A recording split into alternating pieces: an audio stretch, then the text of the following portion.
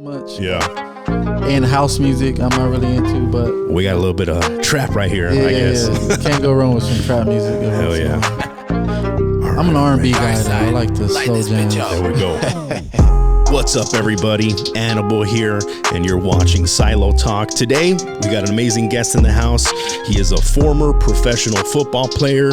He had his college career with the USC Trojans. He's played for the San Diego Chargers, San Francisco 49ers, the Baltimore Ravens, Buffalo Bills, Oakland Raiders, the Houston Texans. The man has been on a lot of professional football teams. Please help me welcome the great Shareece Wright. Yes, sir. Welcome to the show, brother. Thank you for having me, man. I appreciate it. Thank you for driving all the way down here. I didn't know you were coming from Redlands. Yeah, that's a drive. It was a mission. Yeah. But I'm happy I made it safe. That's awesome, man. Yeah. So what have you been up to lately, man, since you departed from your professional football career? Oh, man, this is like my 5th year being done, man. So wow. It's been a lot. Yeah. I'm always curious about the transition, a lot of businesses, man. It was, for me, it was, I wanted to just keep myself busy. So, right when I was done and I made that decision to retire from the NFL, it was like, it was a tough decision. It was one of those things where like I probably could have played a little bit more. Yeah. But I just didn't have it in me, really. Yeah. I didn't love it. Is that what it was? Waking up every day, I didn't love it. It was like, and to do something at that level, at that high level, you gotta love it. You know what I mean? Yeah. If not, it's gonna be long days. It's gonna be a lot of emotional effects on you if you don't like love it and wake up every day and be excited about it. So, yeah, that's crazy. And when it was like, man, it was hard for me to wake up and like be excited to go out there. And, your body's hurting. I'm getting older. You know what I mean? I feel you, like, man. My body is not feeling the same. It's not recovering the same. Yeah.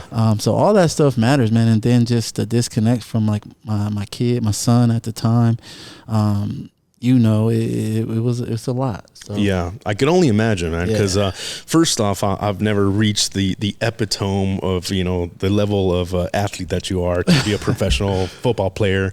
But I respect anybody that, utilizes their body to perform something athletic, because it requires so much discipline. And, I know the years and years of doing this, eventually it catches up to you. Yeah, and that's any sport. It doesn't matter. Father time doesn't wait for nobody. It just keeps coming, Unless you're Tom Brady or LeBron James. Exactly, man. So I'm super curious in finding out your story in general and what got you to where you are today. So I really don't know much about you. I was referred to you through our mutual friend, Janet Venegas. Shout out to Janet. Yeah, shout out. If you guys need to sell your house or buy a house, hit her up. She's a great realtor here in Southern California. But she mentioned that you had a great story, and I looked you up. I was like, wow, this guy's he's a successful person. So I'm curious to find out, what was the catalyst to get you to choose this path? Like, when did you know this is what I want to do? I want to do this football thing. Honestly, as a kid, man, I remember my stepdad, rest in peace, he passed away a long time ago. But I would watch football with him. I just remember he was a Raider fan. He had a brother who was a Chiefs, Kansas City Chiefs fan. Yeah. AFC. I didn't really understand it at the time. How old were you? Twice a year. I probably was like 5 years old, 6 years old. Yeah. When we would watch this game, and I remember every Sunday, or not every Sunday, but when those two teams played, they would be like talking like smack to each other, and like I'll be in there watching it. And then, just playing in the playground as a little kid, playing football in the streets. I was just naturally gifted. Okay. I was just always better than my peers. Yeah. Didn't really understand, that I was, or, I was just like blessed with a talent. And I remember like begging my mom. My mom didn't have a car. She didn't really have money. And play football costs a lot of money. You got to have a car, obviously. And she couldn't, she's like, how I'm going to take you? I don't have a car. Like, how this going to work? I remember one time I was just begged her, like, Mom, please just take me, sign me up. And we walked to get my physical. Then we walked to the place to where we had to sign up. And I just remember it like it was yesterday. Yeah. And she signed me up. We went and got our pads and stuff like that, man. And I had an aunt who her sons ended up playing. So my mom, she would take us and I would ride with them. Yeah. That's how I would get to practice and stuff in the games my first year playing. And I remember just, my first year playing, we were all first year players. It was a lot of kids at the time. So they split the team up to like A and B. Yeah. And I just remember, man, putting on those pads for the first time. I just knew how to hit. It was more so I was afraid of somebody hitting me hard. So I was like, I'm going to hit you harder than you hit me. I'm going to get you first. Right. And I didn't, I was just, and it was just naturally, I don't know if I'm sure I had a lot of anger built up inside. I'm 11 years old at this time, my first time playing football. Yeah. And, I had a lot of things built up just from my childhood. Yeah. Like that, yeah. so. I see that for a lot of childhood athletes. They utilize their sport as an outlet. An outlet to express what they can't say. Right. Like I told you, I like to find out why the artist does what they do. And to me, art is therapy. What you can't say, what you can't speak, you'll dance, you'll sing, you'll tackle, you'll perform to some extent to kind of express yourself, So where did you grow up? What was your childhood like growing up, man? I was born in San Bernardino. Okay. On the west side of the San murder Bernardino. capital of California. Yes. So I was born at the Medical Center Hospital, man. So like I said, the west side of San Bernardino. I grew up there majority of my life. Dang. So, seen it all. Cousins was part of gangs. Uncles were part of gangs. Yeah. And my aunt lived in the projects in San Bernardino. We grew up off Baseline on that side of town. And just seeing, on my street alone growing up as a kid, my stepdad passed away. We probably was like 5 deaths on that street alone. That he was murdered. He was killed. It was he actually came home intoxicated one night, possibly on drugs, and he got into it with my mom, and he ended up punching a window. No way. And cut a main artery in his arm. Oh my God. And he bled to death. So it was like accidental. It was accidental. Yeah. And I remember, I never seen him like this before. He was like my hero in a sense, right? Yeah. I would watch football with him. He loved me. I wasn't his child, but he had my little brother's dad. And I remember he was like arguing with my mom, and I'm like in the bed, and I'm like screaming in my bed, and he comes in there, he pushes me down. I'm like, whoa, like he never treated me like this before. Yeah. It was just one of those crazy nights, and he ended up like punching the wall.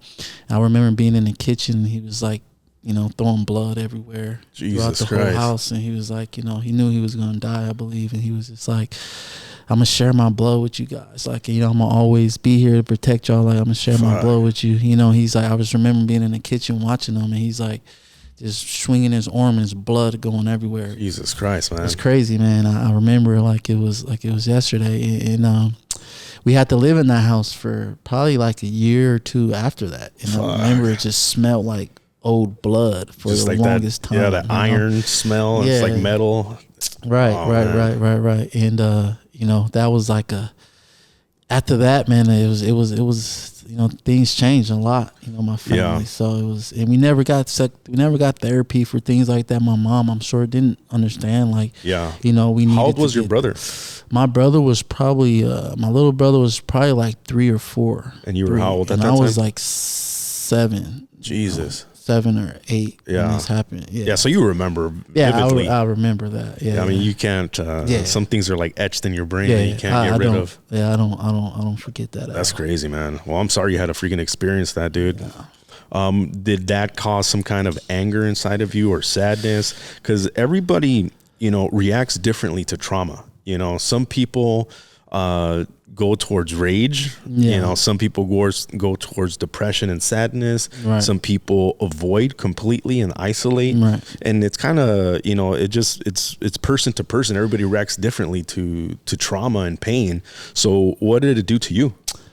I think that it was one of those things that like it didn't cause me to be angry. It was a thing of just not really understanding like what happened even after he died, and I had to just hear. I didn't know we were never like sat down and like explained to us kind of like about death and like what kind of happened. So it kind of just like silenced me a little bit, and it was like when you're missing something that you that you've had. He was probably there as long as I've known. Yeah. He was there for me he was like a dad for me. So just not having that and just not understanding like why, these things happen for me. But it really didn't. It really just didn't do it. It did just had me just not understand like what death was or like why these things happen. And I think more so like not having my real dad and my dad coming and going out of my life, and like watching my mom raise 6 kids by herself. Wow. After he passed away, no man was really there after that. It was kind of like, my mom would date here and there, but I did have a lot of anger as a kid, just not understanding like why my dad wasn't there, especially when I started playing football and I'm like going to games, everybody else's dad is there and like my dad is not there, and it's like, where's your parents at? And I'm like, my mom's at home. It was like I never understood like, dang, like why my dad don't want to be here like to see me, or what's more important than like being here for us. Not really understanding until I got to college and started learning certain things. Well, I deal with this anger for a long time in my life. Yeah, man. I was just watching this documentary on a UFC fighter. His name's Henry Cejudo. He's an Olympic gold medalist winner for wrestling, and he's the flyweight world champion in the UFC. And same thing, he grew up without a father, and he used to beat the shit out of people when it came to wrestling. And he said he would get there and he would see his opponent with his dad, and it would like piss him really off, so where he would want to inflict even more pain on him and like humiliate him in front of his own father because he didn't have a father. And he said like at the time, like thinking back of it now, because he's like a father now, is like kind of messed up, but it was something that fueled him to want to be the best, to show that he can do it even without. But that's interesting, man, that you had to kind of go through that. So now you're playing football. You're clearly gifted naturally, so you're crushing everybody. You get into college football where now everybody's at that point good, right? What does it take, to get from, because at one point, if you're in the NFL, you guys are all great at that point. It's like almost like a dogfight, to get to the top. What does it take to be an elite athlete? Oh man, it takes a lot. It takes a lot of a God-given talent. I believe it takes a lot of sacrifice. It takes a lot of dedication, and it takes a lot of like will, to like want to do it. Because I've seen a lot of great athletes better than me, but they just didn't have the will or the want to like want to do that. In a sense. So like my older brother probably was more athletic than I was, but I don't think his dream was to like go to the NFL. That wasn't something he played in high school, but I don't think he was like passionate about it and like really wanted to do it. And you have to have a lot of will, a lot of grit, man, a lot of like sacrifice, a lot of hard work, man. You got to just really you got to really dig deep, man. At what age did you know like this is it? I'm gonna dig deep, like you said. I'm gonna put 100% of my focus on this and nothing else. Oh man, it was you never really know. Really? I promise you, like you never know until it actually happens. Because like in the midst of that, like you want it, right? Like I want to go to the NFL. Like I want to go to college. You're dreaming about it. But you never really like know it's gonna happen until it actually happened, because there's so many obstacles that like comes up, and you have to like, I mean, for me, my story at least, I was faced with so much adversity, like, you know what I mean, like making it to college and getting to college and like breaking my neck, man, and then not making grades, and then like, you know what I mean, the combine comes around in my pro day and I tear my hamstrings and hyperextend my knee, and it's like, dang, am I gonna make it? And I'm almost there, but it's like, man, you never really know, until it actually like you get that phone call, and that's like the defining moment of like, all right, like it actually happened when you get that phone call. But until then, because it's like there's guys that play 4 years in college and they don't get drafted. You know what I mean? And they're waiting around for that call, and it never happens for them. You know what I mean? So it can happen for anybody. But so you, like I said, you never really know until you know. Honestly, man, you just can't. Like there's this saying, like whether you think you can or you think you can't, like you're probably right. You know what I mean?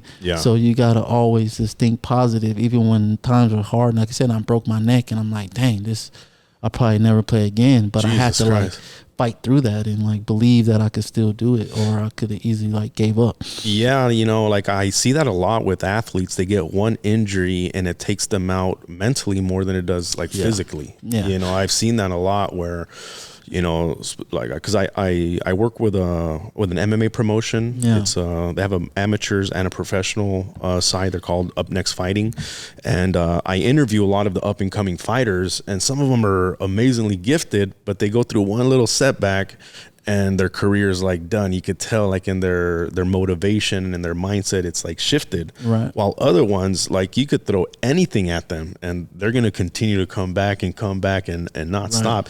And I'm always trying to figure out, like, is that just God-given?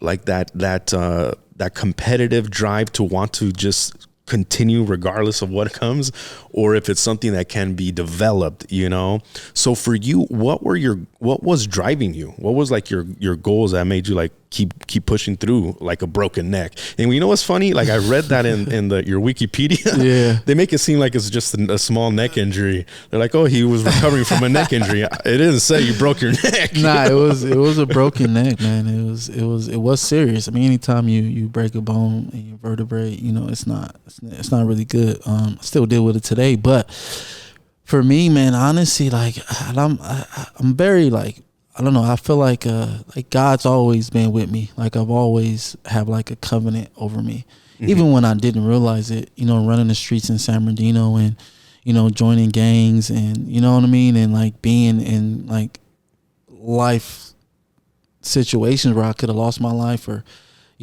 had to take somebody else's life, and like God always like protected me. I was like 5 minutes too late, or you know what I mean. It was like it just never happened. It was like, man, it could, if I would have been there, or if I would have gotten that car, or if I would have, anything could have happened. So for me, it was, as I got older, I started understanding God and understanding like having faith and things like that. And I really think it's your character and who you are, man, honestly, on that. Like whether you're a fighting person, and watching my mom raise 6 kids, man, by herself, and 4 boys, 2 girls, man, and like the things that I had to overcome in life, it was just like, I think that's what built my character to, when those times came in college and I was tested and, adversity hit, it was like, what are you going to do?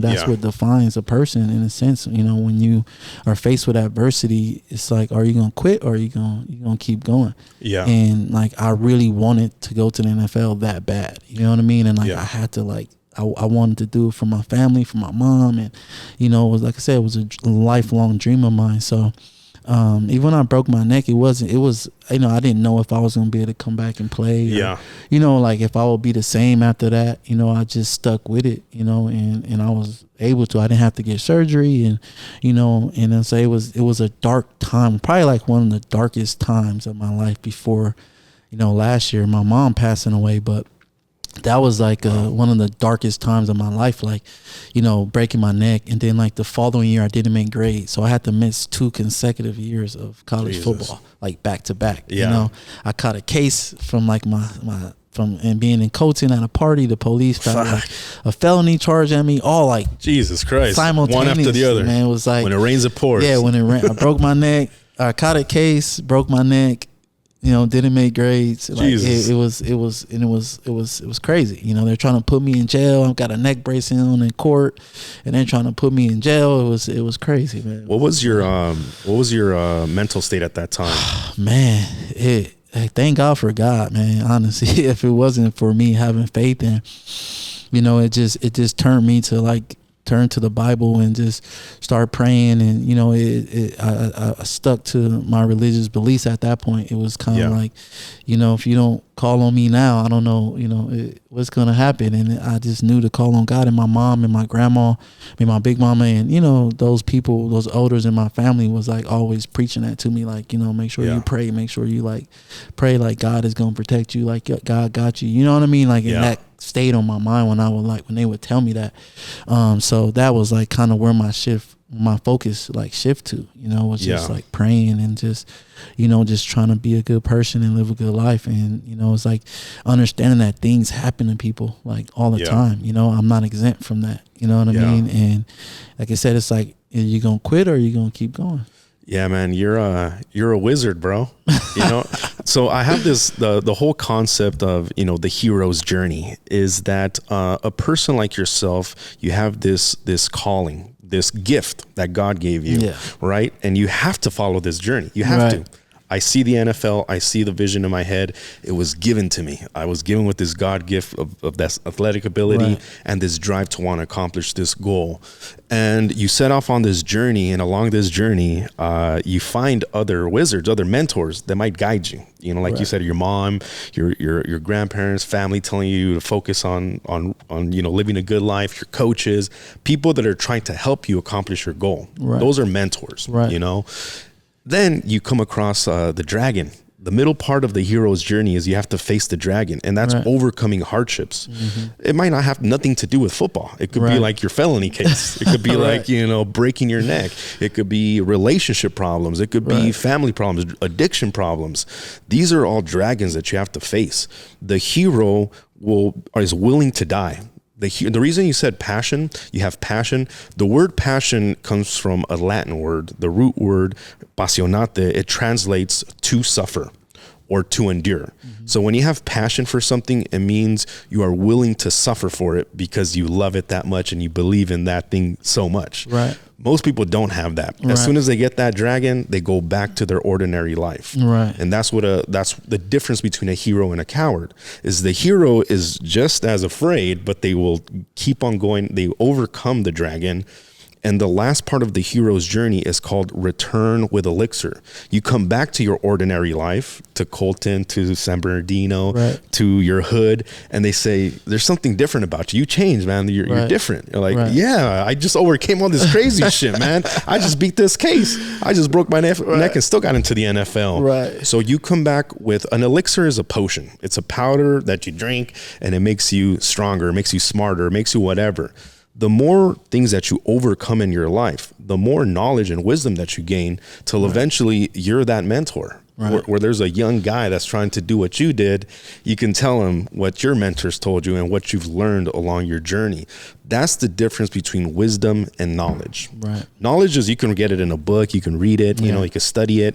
But wisdom, you have to live it. You have to live it. And it sounds like you've lived a crazy life, brother. It's crazy. It's been wild. So tell me about how was the transition from college football to professional football, and how was that whole ordeal for you? It was wild, man. It was it was a lot, you know. It was a lot that I had to that I was faced with. I mean, it was a big difference from being a college student, having to worry about going to school, having to worry about where your next meal was going to come from, having to worry about, you know, someone taking your job, taking your position. You know, and then going into the NFL where it was just like, this is a job now. There's no school. You know what I mean? There's no tutoring. There's no study hall. You know, there's no coaches on your back, you know, sending you text messages. It's just like you become like, you really go into like adulthood, you know, less supervision, you know, more freedom, more money. Right. Which, you know, more people attacking you, you know, more women, more, you know, more money, fame, more problems, more money, more problems, like they say, you know, and things that you kind of, and I'm the first one in my family, obviously. I didn't meet an NFL player until like I was pretty much in the NFL, became one? Right? Like, so never had like a mentor in that sense or anything to kind of like, you kind of just have to learn on your own, man. And it was a big transition, man, even though I went from Colton, right? Colton High, an hour west to USC.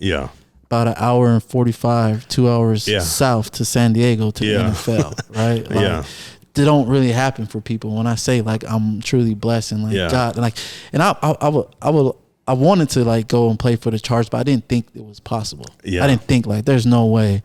Like God loves me that much that I can like my career and you know I can do that, and it happened. And the Chargers never talked to me. They probably talked to me one time, if I can't even remember, to be honest, but I didn't think it was going to happen.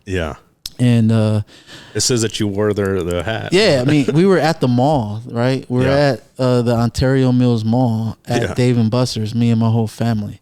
So therefore, it was like a hat store, a sporting store. So as soon as I got the call, my whole family, everybody went and bought all the Charger stuff out of all the stores. That's like they awesome, had no man. Charger hats. We bought everything that had a boat on it. My family went and bought it, so I was happy to have like hats and stuff there that day. And that was just another testimony of just how good God is, man, that I was able to get drafted and, you know, and like I said, overcome all that adversity and go to the NFL, stay close to home, stay close to my family. And there's a gift and a curse and all that, right? Like sometimes it's better to be away. Yeah. When you're too close, it's too much access. It's too much, you know, too many people, you know, that can have access to you. And it can be a distraction at times. And I feel like for me, it definitely was. You know, on game day, I got 30 people trying to get tickets. You know what I mean? I got to make sure, like, I got 30 tickets for people. And it's like, you know, things that you don't really want to have to worry about, but like me wanting everybody to be there, it's kind of like, you know, it comes with it, though. You know, you got to just learn how to, like, deal with it. Yeah. So you were the first in your family to, quote unquote, make it. Yeah. I mean, even to go to college. I mean, I had a cousin that went to UNLV. She was like the first one. And then it was me. My sister went to school and stuff. But like to go to like a major college, I was the first one. You know? So everything was like new for all of us, for my mom. And I remember when I broke my neck. Or I remember I didn't make grades because that was after I broke my neck, and I was like, damn, I felt so embarrassed, right? Like, you didn't make grades. And like, I needed to be in my class. I got a B-. And I missed grades, and I missed the whole season. Jesus. And the professor even tried to like put in a grade change. I did some extra credit stuff. She tried to put in a grade change. The school like declined it, and it was a competition between positions and who was going to start at corner. So I think it made Coach Carroll's job kind of easy. We're like, oh, I don't have to make the decision. You didn't make grades, so you know, because I was beating out one of his guys that he liked. And so when that happened, I remember calling my mom, and I was like so embarrassed, like, damn, I'm going to explain this to my mom, like I didn't make grades, like.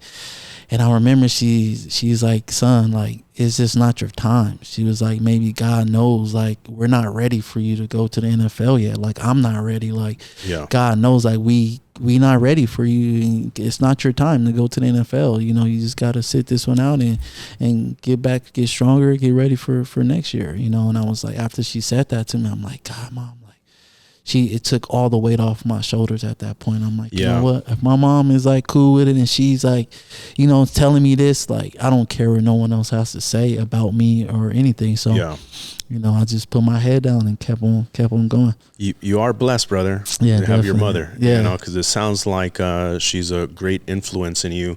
Because she passed away last year, but I'm sorry, I don't have her brother. here anymore. But really sorry to hear that. Condolences. Thank you. You know, you're blessed to have her here for the amount of times you did, because what people don't understand is that words are very powerful in affecting your mood and your frequency. So when you're sad, you're down, your frequency is low. When you're happy, when you're excited, when you're motivated, you have energy, and energy is magic, man. It's what creates things. You know, if you don't have that energy to go out and do the work that is required to succeed, then you're not going to ever accomplish your goals. And having people like your mom and other mentors in your life that will lift you up, you know, especially when you're like down in the dumps, is crucial. And it makes and breaks a lot of people when they have nobody that will help them up. You know, they have to find a different way. And it sounds like that was something that helped you out. Right, definitely. Yeah, man. Definitely. So you got into the NFL. You know, did you know anything about how to manage your finances at that time? Because I mean, there's these stories of like football players making a bunch of money, and then after they're done with football, they blew it all. You know, and how does that work? Do they give you some kind of financial advice? Do they give you? They have like pensions now and stuff, though, right? Yeah. They have. I mean, you have your financial advisors. A lot of them steal from guys, right? Like.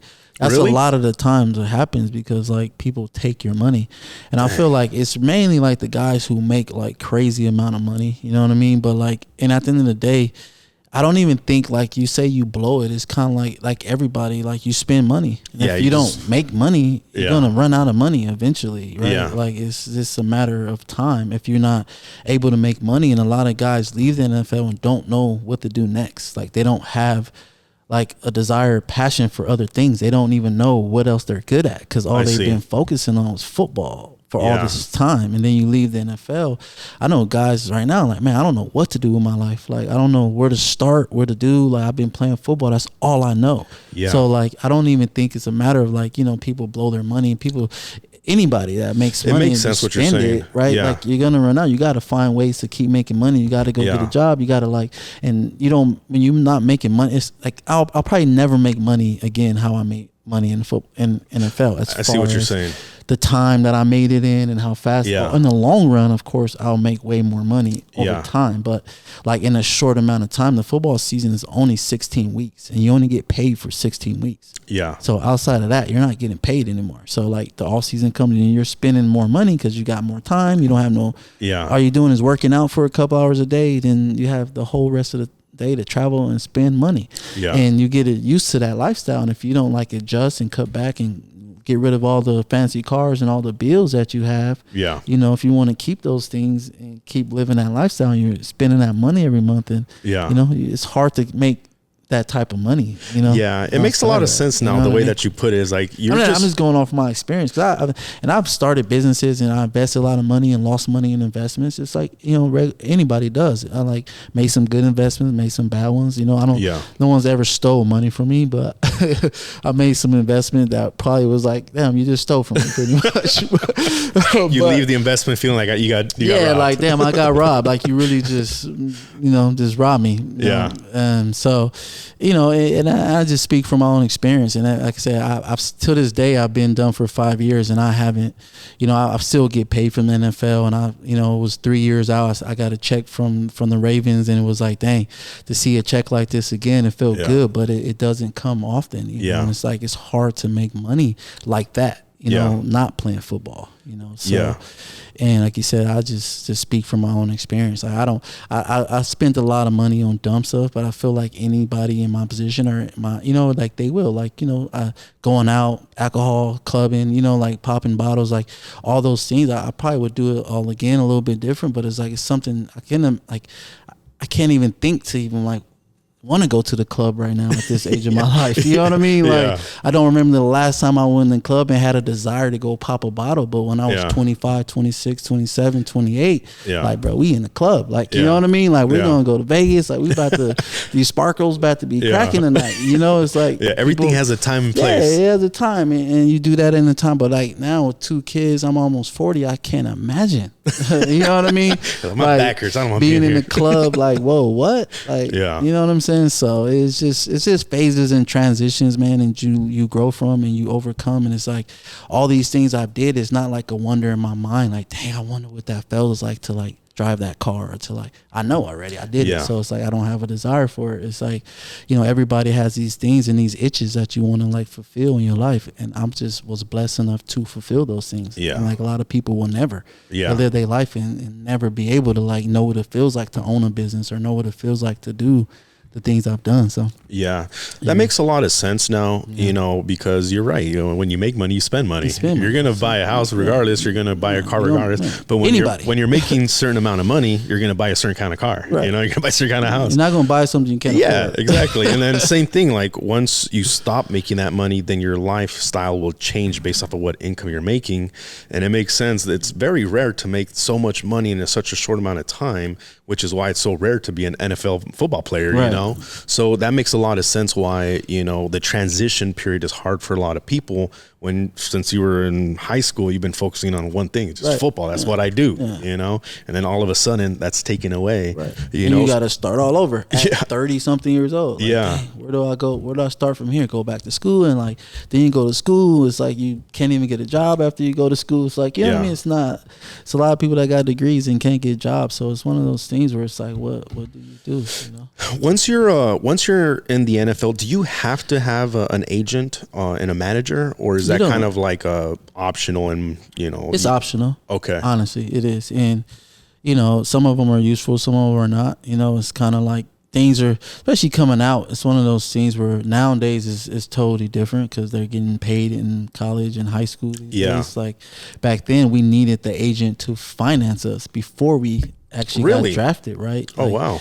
right? Because I didn't know that. Yeah, the agent pretty much comes in and he pays for your training, he pays for your food, he pays for your car. So he's not giving you money, apartment. but he's paying for stuff. He's paying, and some of them give you money. Oh, right? wow. I had an agent, my first agent that I signed with, they were giving me like $8,000 a month, right? Wow. Like, and they pay for my apartment, they pay for my car, they pay for I trained at USC, so they didn't have to pay for that. Yeah. Which, you know, was like, I'll train here for free and you pay me instead of what you're paying for training. So I just kind of worked around it, but like, that's what they do. But then obviously you pay them back. Yeah. Once you make it, right? Yeah. Like you pay them back for all that money. It's like a loan in a sense, right? You have to pay like everything, the monthly retainer and all that. I mean, I don't think that I didn't have to. I had to pay them back for my car, and I had to pay them back for like a couple other things, but some of it, like the rent and stuff, is kind of like your investment into me, right? Like, you have to put money up. If I'm giving you 3% of my total salary, like before taxes, like you're getting 3% of that. That's like to kind of like talk to a team, especially when it's like slotted, right? Like you're not really, I'm a 3rd round draft pick. You're not really going in there with these GMs and going to come out with this amazing deal. And like these people, they're not rich for making bad deals. NFL, right? They're rich because they make good deals, right? And you're not an agent that's going to go in there and like really like, it's pretty much slated to what I'm going to make. So you're not really doing anything besides. He's not like doing some hardcore contract negotiating. Yeah, you're not. Because it's like, he went 3rd round. He was I was like 85th pick or something, 82nd pick or something like that. So it's like, it's already slotted. They know how much my signing bonus is, how much I'm going to make. So you're really not negotiating anything really at that point. So it's kind of like, you know, you got to invest in me. You got to put some money up if you want, you know. So that was like the whole thing. Make them spend as much money on you.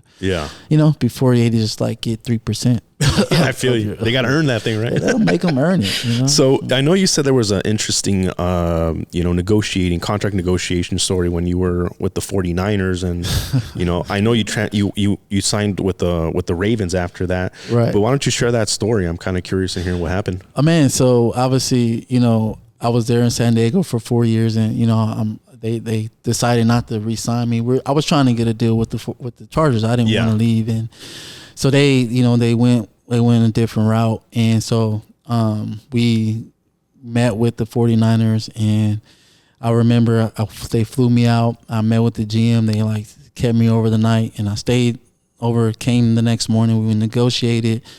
You know, I told them, you know, what I'm going to do. Like, you know, I'm going to come. I want to sign. They want to sign me to a 1-year deal. I said, I'm fine with that. But, like, I want to come in. I want to prove myself. And, like, mid-season, you know, I want to ball out. And I want to renegotiate, get a long-term deal. Like, I want to retire here. I don't really want to leave California. Like, this is, you know, to go from Colton, LA, San Diego to San Francisco. I'm like, this is, you know, this is it. You know, I can retire as a 49er.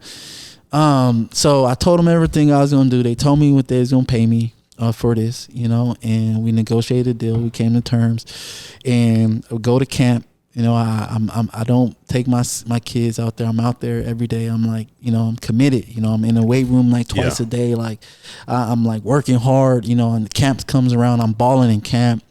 I'm probably in there. There's like a point system, right? That we have, and I'm like probably number 1 and number 2 on the point system in camp. So when they came to announce the starting lineup, I wasn't part of the starting lineup, and I'm just like, oh. And the way they went about it was just like weird. I'm like, dang, everybody in the room was like, whoa, you just gave me like $4 million, you know, in 1 year to like not start me. And it wasn't like I didn't have a good camp, and like we had Kaepernick, right? Like I went from Phillip Rivers to Kaepernick. So like at practice I'm balling, right? Like, he wasn't good at all. I'm picking him off almost every day, you know, just having a good camp. I'm like, I want to get another deal. I'll have a 1-year deal is never really like good, right? It's not certain. Because it's not, it's no stability there. And so I'm like mid-season, hopefully we can get a deal done. So I'm not starting. I'm like, dang, I'm not starting. This is crazy. So I go to my DB coach, talk to him, and gives me like this BS excuse. And long story short, like I go all the way up from my DB coach to the D coordinator to the head coach, all the way to the GM, and like nobody really had an answer, like why. You still to this day don't know? Started. You know, it was like I wasn't fast enough. I'm like, why would you sign me if I wasn't fast enough for your defense? Things changed. I think Alden Smith, a lot of things happened and changed in their defense.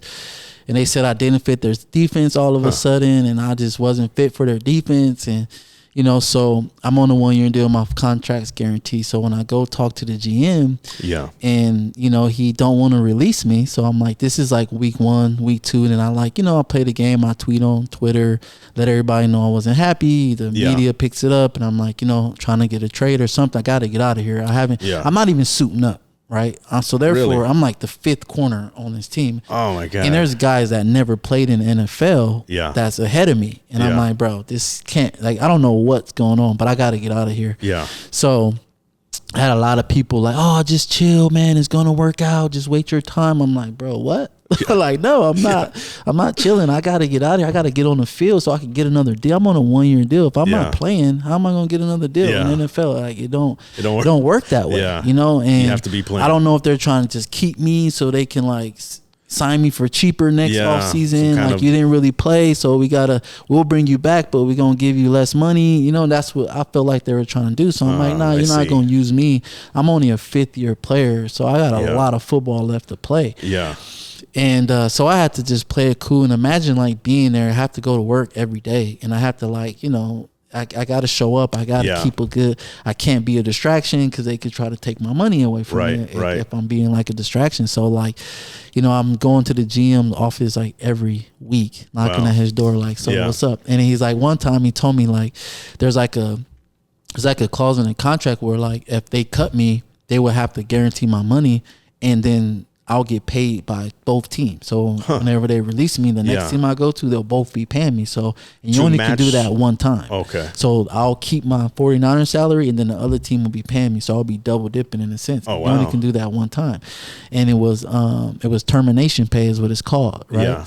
So the GM asked me like, so it's like a severance pay kind of thing. Yeah, like, but it's like called termination pay. Yeah. So they're like, if we terminate you, would you agree to like give the termination pay back? Oh shit. And I'm like, would you recommend your son do that? Like, you know what I mean? Like, would you recommend your son, if you had a son, would you recommend your son to do that? Like, we had a deal. Like, y'all are the ones that not sticking to the deal. Like, I did everything I told you I was going to do before I signed this contract, and I stuck to that. I showed up every day. I've been a team leader. I've been a good teammate in the locker room. Like, I've been everything I said. I've been playing well on the field. Y'all couldn't turn on the film and tell me, like, this is why you're not playing. Like, turn on the film. Like, let's watch the film as a group. Like, I'm killing it. Show me that why I'm not playing. The whole DB room agreed that I should be playing, but even the guy starting was like, bro, like, you know what I mean? Like, it should be you. It definitely should be you. But that's why I was like, I don't know what it was. Like, honestly.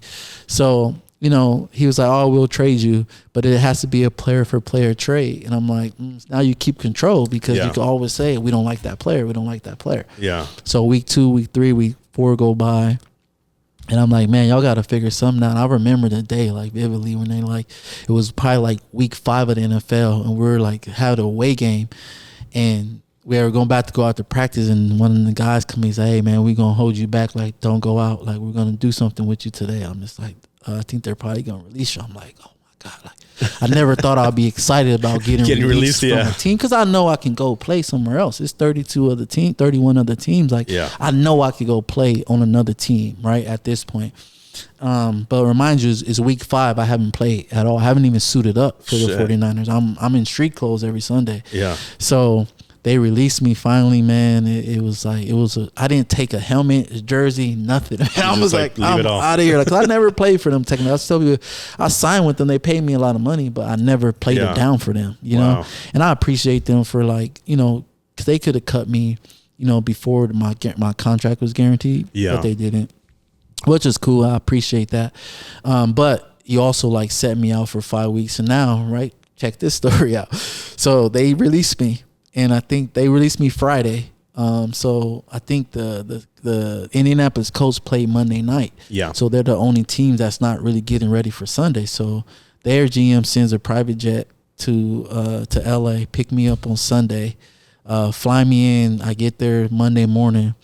I'm in there I'm in there negotiating with them. I was trying to get a 2-year deal. It didn't work out. Andrew Luck was there at the time, and we didn't get a deal there. So Monday after Sunday's game, all the teams start calling on Monday, calling my agent. So I'm in the Indianapolis Colts building, and there's like 14 teams that call. Oh right? Shit! While you were in there? While I'm there. Oh right? My god! And they're calling. Is your agent next? My agent's not there. Oh, okay. Right? They're calling you directly. They're calling my agent, and my agent's calling me. He's like, bro, it's like 14 teams calling, like Miami Dolphins, the Raiders, like the and you know I'm talking. Was it because of that tweet? How did it get out so?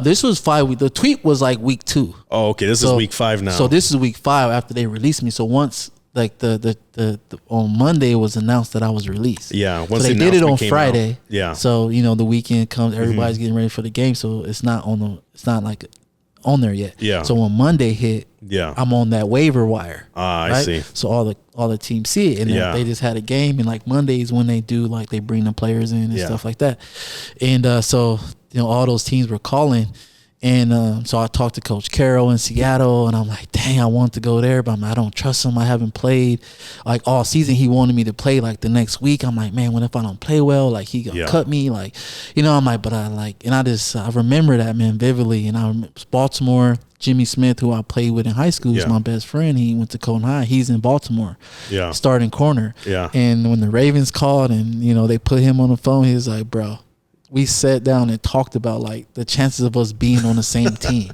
Like, that's during crazy. the offseason, like, this is the moment. Like, bro, like, let's do it. No question. I'm like, you know what? If they could pay me this much, you know, I'll come. And they gave me the money I wanted. And the next morning, I was on a flight to Baltimore. Yeah. Got there Tuesday. Yeah. Practice Wednesday, Thursday, Friday, flew back. Guess who we're playing against? No way, you're playing against the 49ers? 49ers. And they put you on the field? On the field. Oh, my God. That must have been beautiful, bro. It wasn't. It wasn't? Oh, I thought you were going to be like pointing at the coach like. It wasn't because, granted, like, you know, what I had to go through the week of leading there, flying in on, like I said, Tuesday morning, not being able to practice on Tuesday. I got sick, right? I'm flying from the West Coast to the East Coast. The time difference is a 3-hour time difference, right? I'm waking up at 4 a.m, East Coast time. So imagine what time that is. Yeah. West Coast time. I'm still on West Coast time. Yeah. And it's 1 o'clock in the morning West Coast time. I'm waking up at 4, getting in the building at 5 just to study the plays, right? I've got to learn these plays. Yeah. And I wasn't expected to play a lot, but the guy that was in front of me got hurt. Oh, shit. Early in the game. Oh, man. And so I don't really know all my teammates like that. I'm sick. I'm exhausted. Like, I just had to fly back to California on Friday after I was already adjusting to the time. Yeah. Come back, fly to San Francisco. And, like, I ended up playing. I gave up 2 touchdowns, man. One play was, like, a double move on, like, a defense that I didn't really understand. They ran a double move touchdown. One time I fell, gave up 2 touchdowns. We lost the game. Probably one of, like, it was my worst game that season. Yeah. Right? And I remember, I'm like, if this would have happened in Seattle, I would have been cut. Right? Like, gave up 2 touchdowns. We lose, like, to a team that you just left. Yeah. It was kind of one of those things. I remember being on a plane in Harbaugh. I was walking on the plane. I seen Harbaugh talking to my best friend, Jimmy. He was talking about me. Mm-hmm. And I walk up, and he don't know that I'm behind him. Yeah, like you're hearing him? And I'm watching him talk about this play. And he was like, man, you know.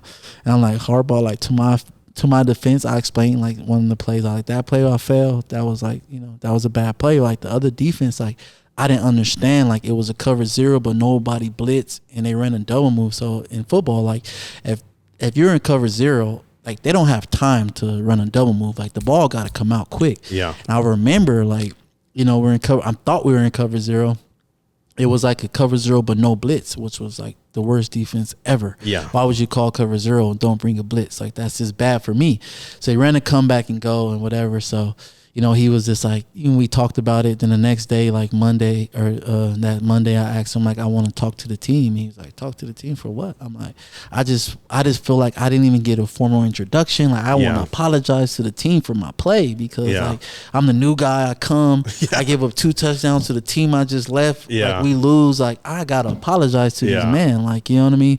And I went in there and, you know, I stood up in front of those men and, you know, and imagine standing up in front of these guys, Hall of Fame players, you know, and I'm like the new guy on the team who just gave up 2 touchdowns, and everybody looking at me like, bro, like, we brought you here to do that. Like, you know what I'm saying? Yeah. Granted, I had no mistakes. Like, I didn't have no MEs, like missed assignments. So, like, I had a decent game, but, like, just 2 plays. And and after that, I earned the respect of the team after that. You know what I mean? But I had to kind of, like, let them know, like, I'll never play like that again. And then, you know, I went on, had a good season, and I got paid after that. Yeah, man, that's crazy. That's a crazy story. Yeah, crazy. That's crazy, man. Crazy. So you had a pretty long career in the NFL. What's like the average length of the career? Like 2.5. 2.5 years? If not less than that. How long was yours altogether? 8 years? 8 years total, yeah. That's crazy. You said it's been 5 years since you retired? Right, this will be the 5th year. So you said the main reason you retired was you just didn't love the sport anymore. Was it gradual, or did it like feel like overnight? Like, nah, it was gradual, man. Like, after getting released, going to teams, you know, getting cut, like off season, trying to like work out and stay fit, go trying out for teams. It's just kind of like, you know. And then when you become a free agent, it just takes a lot out of you, man. When you think a team loves you and then like they cut you, you know what I mean? Or, you know, it was just kind of like, God, like the business itself, man, is very, very harsh, bro. You got to really like, it's like, imagine loving something that don't really love you back. Yeah. Right. Like, you're in an abusive relationship. It don't love you. In the moment, you know, you can't do nothing or you ain't doing, it's gonna get rid of you. You know, it's kind of one of those things. It's like, you can love it as much as you want, it'll never love you back. So even when I got in, man, my mentality was like, get as much out of the NFL that I can. Get more out of it than it gets out of me. Yeah. That was like my thing, right? Like, I got to get more out of this than it gets out of me. Like, I can't, you know, my body is banged up, but like, I haven't had no surgeries. Like, as worse as it seems, like, I didn't have no surgeries my whole career. Like, tore no ACLs, like, had fingers and joints and hamstring pulls and ankle sprains and things like that. But you know, I invested all into my 501, my 401k every year. I maxed it out. You know what I mean? Like, took advantage of those things to where like the team matched whatever we put. So if I put 40,000, they put 40,000. You know what I mean? I put 100,000, they put 100,000. So it's like taking advantage of those things that will like forever. Why I'm forever blessed from, you know, being this age and having a retirement plan and having the benefits that I have at this age. A lot of people can't say that they have that. You know what I mean? And to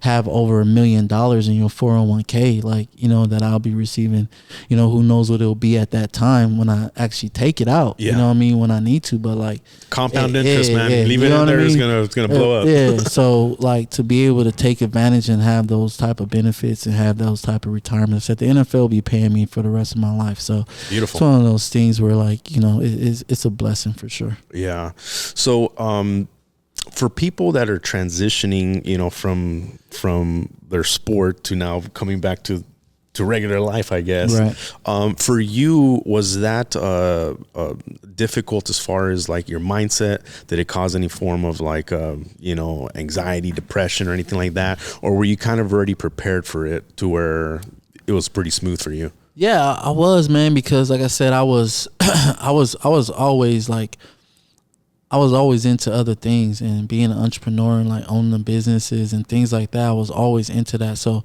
I was still in the league and I had like $1 million trucking company when I was like playing in the NFL, right? Like, so, you know, I was already like getting ready and preparing myself for it, you know, when it happened. So when I got paid, I'm like investing in bought properties and, you know, and investing my money. So it was one of those things where, you know, I knew it was coming. I'm not one of those guys who thought I was going to play forever. Yeah. Right. Some guys get in there and they think they're going to play forever. They don't. Yeah. I always look at it like, damn, if this is the last time I play, like, you know what I mean? So I knew it would come eventually. I knew it was something I couldn't do forever. So I knew there was life after that. Yeah. And I was like into other things. So for me, I had a nonprofit, Right House Foundation, where, you know, once I was done, I fed into that a lot, did a lot of community work, which I was already doing when I was in NFL, but I just kind of had my trucking company and all those things that I kind of just focused on once I was done. It was kind of like an easy transition for me.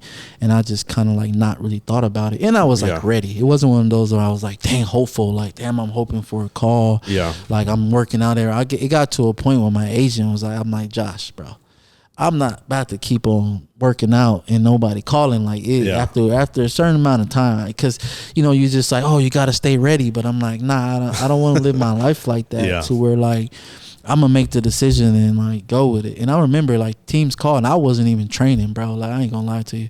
I wasn't even working out and they called, I still went on the workout. You know what I mean? Like if they sign me, they sign me, but I'm not really tripping about it if they do. I remember Arizona Cardinals called when it worked out for them, they didn't sign me.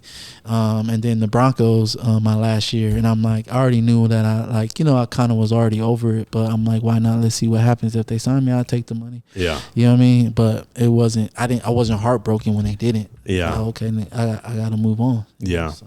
Sounds like you're in a good position then. I was in a good space, man. I wasn't. I said I was already over it, bro. Like honestly, so it wasn't like some people are like that's all they want. So it's sad, and you see a lot of guys that go to depression, and when it's over, they go into a dark space. It's unfortunate, drugs and all that. So well, it sounds like you had a plan, a master plan going into it, and you executed it while you were there, and you got out. So that's amazing, man. Congratulations on that. So looking back at your career in the NFL and your career as an athlete, what message can you share to the world? What did you learn being a professional football player? My message to the world, man, being a professional football. I mean, anything you do, man, my message to people is anything you do in life, just do it at a high level. No matter what it is that you do, just do it at a high level. If you're washing cars, wash them to the best of your ability every time.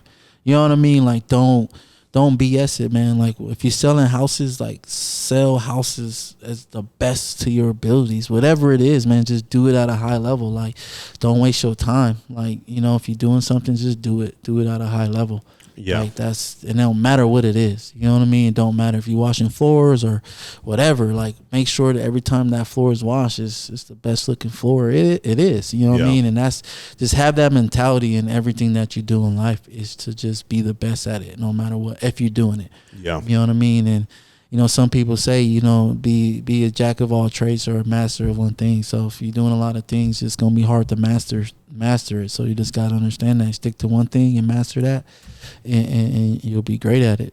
So that's awesome, man. So what's next for Shareece Wright? Honestly, man, just being a dad, man. I have 2 kids now, man, and and for me, that's like, I worked hard my whole life, and and to be at this point and to have kids and to be there for them, so I got my kids full time now. Just enrolled my son in school with me for the past 2 weeks, so that's been like an adjustment.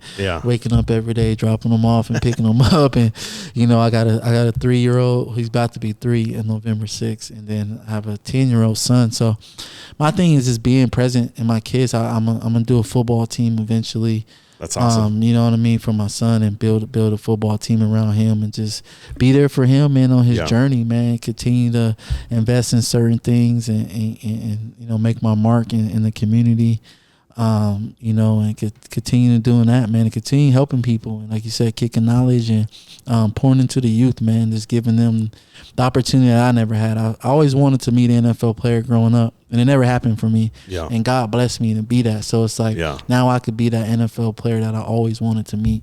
You know what I mean? When I was wondering, like, damn, I wonder what the NFL player is like. I wonder what Deion Sanders is like. But it's like, now I'm that guy. And God blessed me with that, to be in that position for other kids. And now it's like, I get to be that NFL player and pour into the youth and pour into these kids and just give them the opportunity that I didn't have. So then having a son who wants to go to the NFL, so it's like, okay, let's do it. I know what it takes. I got the wisdom and the knowledge on what it takes, and I got the resources to help you. So that's awesome. Let's do it. So that's beautiful, man. Congratulations on all your success. Tell us a little bit about your nonprofit. What is it focused on? Wright House Foundation, man. Originally started, created that. It's called Wright House because I wanted to. The plan was to do juvenile group homes, which still is, do juvenile group homes. I remember I remember speaking to some group home kids before I got drafted. I always wanted to like help. I was like, when I went to school, I majored in sociology. I remember when I went to USC and they were like, what do you want to major in? I'm like, criminal justice, right? They're like, we don't have criminal justice. That's funny.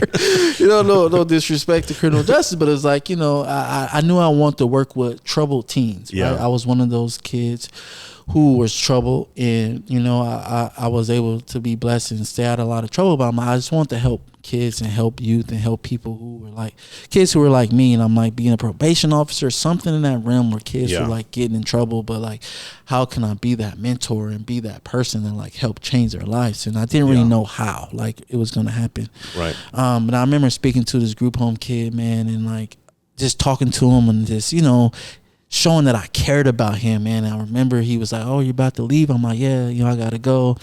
And he started like crying. He's like, man, I just want to tell you, like, I never had nobody talk to me like that. You know what I mean? He was like, I never had nobody talk to me like they care so much. And like, and for me, it was like a touching moment. I'm like, man, this is it. Like, I gotta pour into these kids who are in these situations where like their family they're not with their family, right? And and group home was kind of like, okay, this is a good place to be, and that's why I started Wright House Foundation. That's awesome. And in the meantime, we started doing a lot of community work. We started providing food resources, housing resources, financial resources, helping people, underprivileged families find resources for housing, for food, and things like that. So in the meantime, and just doing everything I can in the community I remember during COVID time, we fed like me and my boy for Leela Project, my boy Dom Everett, we fed like 1,500 families a week. Wow.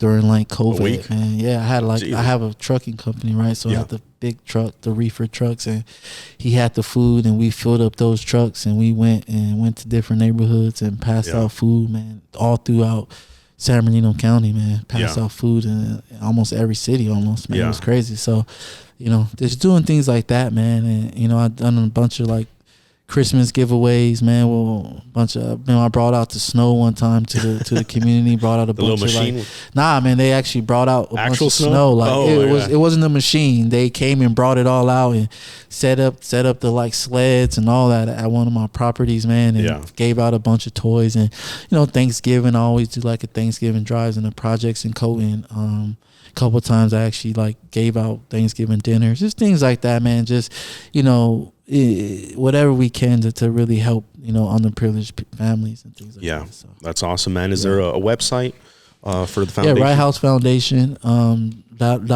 So that's the website. Awesome. Yeah. So you guys make sure to check out the website. Any donors out there that want to support? Do you have any upcoming events or anything for the organization? We're planning for next Thanksgiving. We're gonna do like a big thing. Not this year.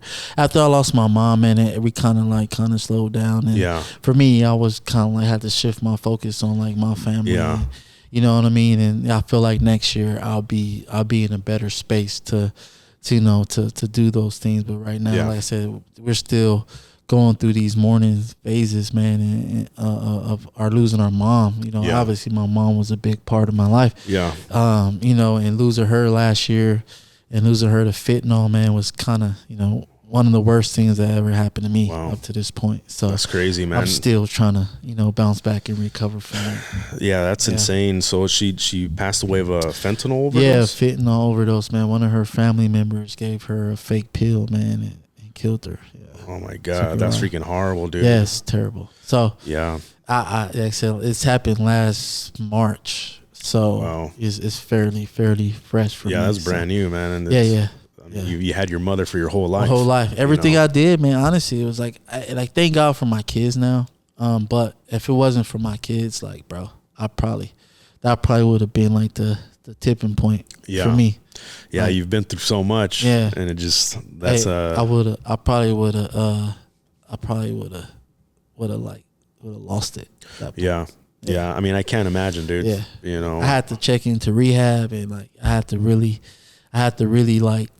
do the work, to keep my mind sane and keep myself in order. I feel like, a lot of people don't take the time. Like, I had to get a therapist. Like, I had to really take care of myself and really like do my due diligence on myself and my health. and not resort to like drinking and drugs and things like that, which a lot of people do during dark times. You know, they call on drugs and alcohol and, you know, different things. And I had to like, you know, avoid those things and like really take the right steps to like, you know, even checking into rehab after that happened and like knowing that like, you know, it's a big sacrifice that I'm making, but it's also, you know, I knew it was what I needed at the time to get away from, disconnect from everything and really lock in and just focus on myself, man, and really, you know, take the time away from my kids and everything, and just, you know, take the time away from business, from everything,